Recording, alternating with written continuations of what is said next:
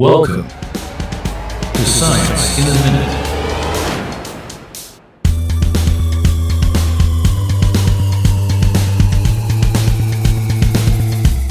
Hey everyone! Today we were talking about volcanoes.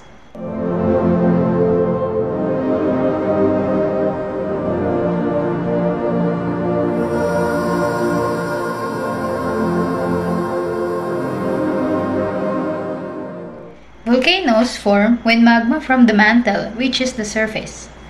They are commonly along tectonic plates boundaries and can create a new landform.